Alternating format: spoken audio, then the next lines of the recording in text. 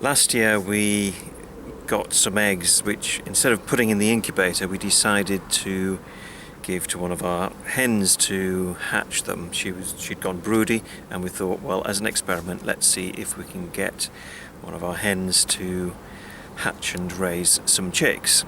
And we left her in the hen house, and after a few days 2 of the eggs were broken, and after 2.5 weeks we decided that she was getting so bothered by all the other hens that we'd move her with her eggs into a temporary run in the back garden. To cut a long story short, it was a disaster. None of the eggs hatched, and what we decided was that if we were ever going to do this again, we'd put a hen with her eggs into a separate hen house like we have here and shut off the other hens from her. So we've done that with Ginger, who is our Colombian blacktail, and she started to go broody, and we decided it's time to give her some eggs. These are the eggs.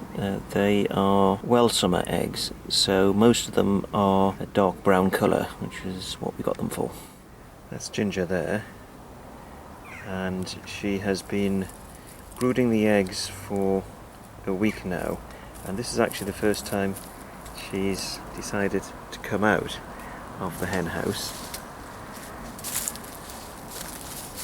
and she's off for a wander. Now, the thing to watch out for when hens are brooding eggs is that because they're eating so little and spending nearly all day on the eggs, they do tend to get quite weak.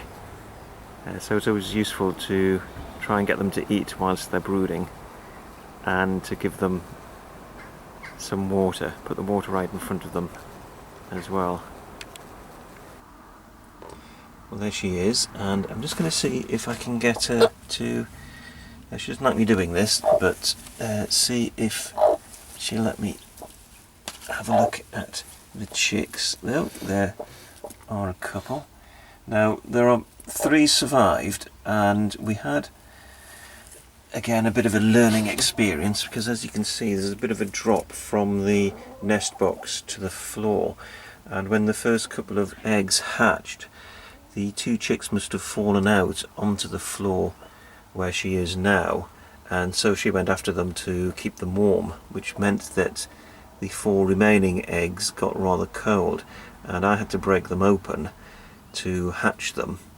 And unfortunately, because they were so cold, 3 of them died, but a 4th one did actually survive. So out of the 6 eggs, we've had 3 hatch and survive, and our learning experience next year is to make sure that they can't fall out of the nest box. 4 days ago, the eggs that we had in the hen house that were being incubated by Ginger, our Colombian blacktail, they hatched, and then 2 days ago the eggs that we had in our incubator back home hatched as well, and we decided that it would be better for the chicks if they had an adopted mother.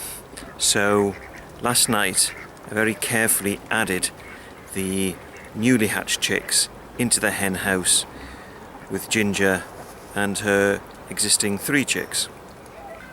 Well, here we are in the quail house now, and this was a rabbit hutch that we actually bought as a quail house earlier this year, just as a small quail house, or really a cage for them, and we had 5 quail living in here until a few days ago, when we finished the quail house and moved all the birds into here. We had 2 groups of them which we combined into one, but since then the quail have not been using this hutch. So what we're going to do is put the chicks into here, and then we're going to go and get Ginger and put her in as well.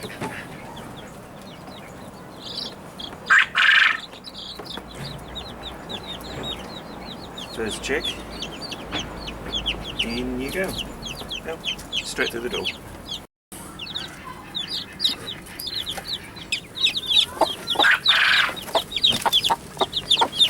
And here comes Mum.